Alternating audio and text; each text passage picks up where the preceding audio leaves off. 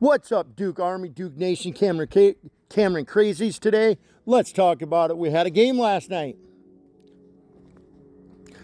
And this is your Duke Blue Devils game 28 recap. And in game 28, Duke gets another win yet again. This time in game 28, Duke gets the win over Notre Dame 100-56. Another blowout win for Duke. That improves Duke's overall record on the season to 26-2 overall and improves Duke's ACC record to 14-1 on the year. Let's get into them stats. Cameron Boozer once again led the way for Duke with 24 points. Caleb Foster and Patrick Ngumba each had 13 points. Isaiah Evans had 10 points. And then Dame Sarr had 8 points. Duke's bench had a total of 32 points last night. Duke was led off the bench by Darren Harris with 16 of those points. Cameron Boozer once again had the most rebounds for the Duke Blue Devils with 13 rebounds. His younger twin brother, Caden Boozer, had the most assists for Duke with 4 assists.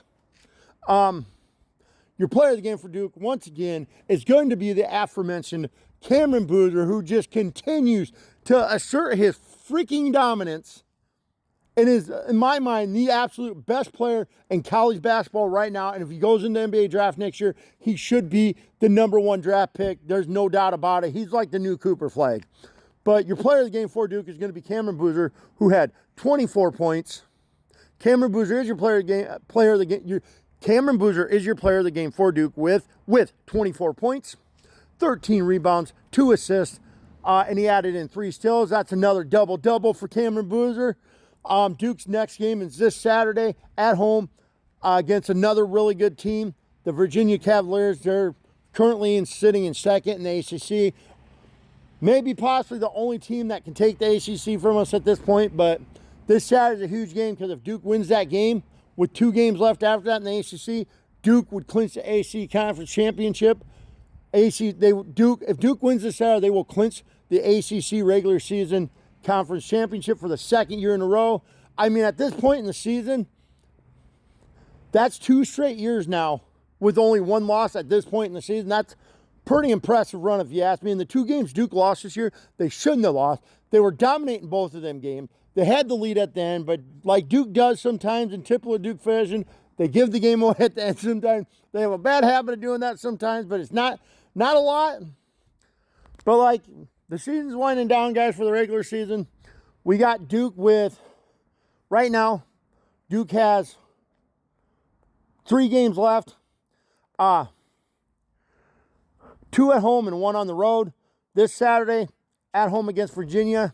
And then next Tuesday, they will be at North Carolina State, and then they'll return home next Saturday for a showdown, probably the final showdown of the year against the North Carolina Tar Heels, who we should have beat the first time around. So, I mean, the ACC should already be wrapped up at this point, but it is what it is. Duke looking good. Cameron Boozer looking like a stud. I hope he comes back next year. I honestly have to believe at this point that we are going to win the Natty this year. I have to believe this. I have that much faith in this team right now that we are going to win the Natty. Knock on wood, I don't curse the team, but go Duke. Like I said, next game is this Saturday at Virginia. Like I said, Duke's next game is this Saturday at home against Virginia. Hopefully we get another freaking win. Like last night, you figure, what is that?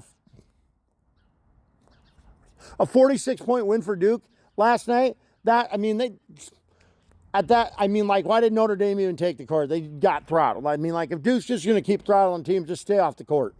Anyways, guys, hopefully Duke gets the win this Saturday and clinches ACC. But until then, go Duke. Next game this Saturday at home against Virginia. Go Duke.